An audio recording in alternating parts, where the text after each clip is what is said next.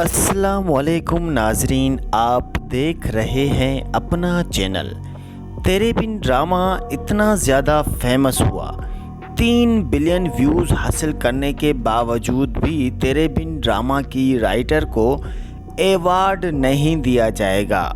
سننے میں آیا ہے ایوارڈ تو اپنی جگہ، لیکن نورا مخدوم رائٹر کا نام بھی نامینیٹ نہیں ہوگا۔ آخر وہ کیوں؟ وہ اس لیے کہ تیرے بن ڈرامہ کی 47 ایپیسوڈ میں میرب جب اپنے شوہر کے منہ پر تھوک پھینکتی ہے، میرب جب اپنے شوہر کے منہ پر تھپڑ مارتی ہے، وہ تو چلو بات بن بھی جاتی ہے، لیکن ایک مسلمان بیوی اپنے مسلمان شوہر کے منہ پر تھوک پھینکتی ہے، یہ تو بڑی ناانصافی ہے۔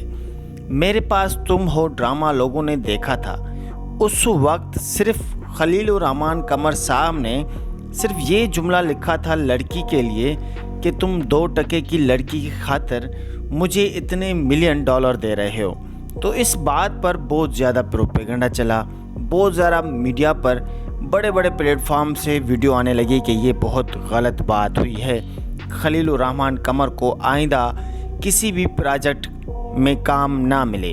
لیکن اب جب ایک بیوی اپنے شوہر کے منہ پر 2 ٹکے کی بات یا 2 ٹکے کی ڈائلاگ تو اپنی جگہ، لیکن ایک بیوی وہ بھی مسلمان ہو کر اپنے مسلمان شوہر کے منہ پر تھوک پھینکتی ہے، اور تھپڑ تو پلس میں مار ہی دیتی ہے، لیکن تھوک پھینکنا یہ بہت ہی نازیبا سین تھا جو کہ دکھانے کے بالکل بھی قابل نہیں تھا، اور نہ ہی یہ سین لکھا جاتا۔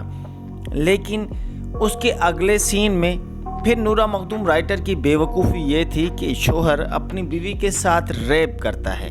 یہ بھی ایک بہت غلط اور گھٹیا قسم کی سوچ تھی، گھٹیا قسم کا اسکرپٹ تھا۔ 47 ایپیسوڈ 48 ایپیسوڈ میں جس طرح نورا مخدوم رائٹر نے جخ مار دی ہے، میں تو کہتا ہوں یہ بہت ہی غلط بات تھی، ایسے سین نہ دکھائے جاتے۔ لیکن چلو کوئی بات نہیں، یہ ہو گیا سو ہو گیا۔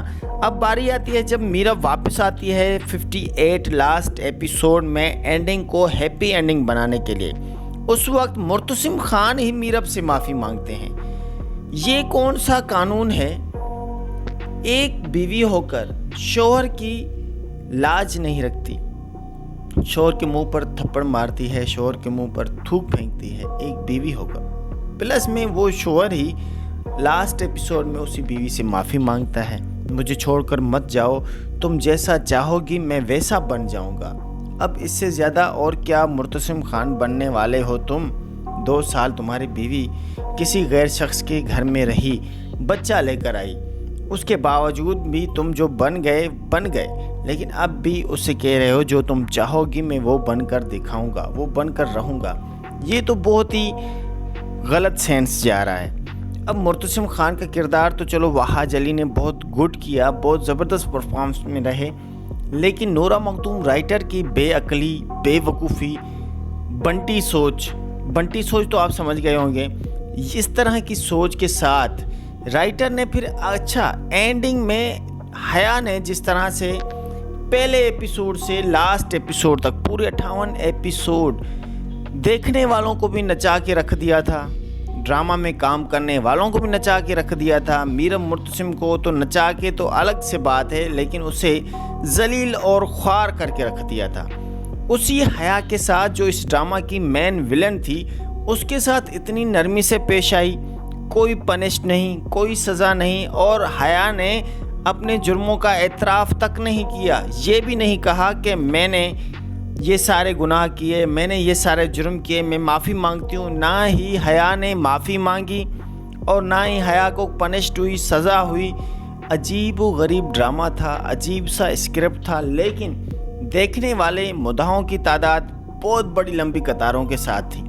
اس لیے اب دیکھنے والوں کی صرف محبت یہ تھی کہ مرتسم خان کا جو کریکٹر تھا، دیکھنے والوں کی نظریں صرف مرتسم خان پر ٹکی تھی کہ مرتسم خان بیچارہ اتنا آئیڈیل ہو گیا کہ اس نے اپنی بیوی کی ہر بات مانی، اسٹامپ پیپر پر ایگری کیا، نکاح کے وقت، نکاح کے بعد وہ اپنی بیوی کے ساتھ نہ سویا، اس کے علاوہ بہت زیادہ मुर्तसिम खान ने रोहिल के साथ मीरब को देखा और इसके अलावा वो लापता हो गई।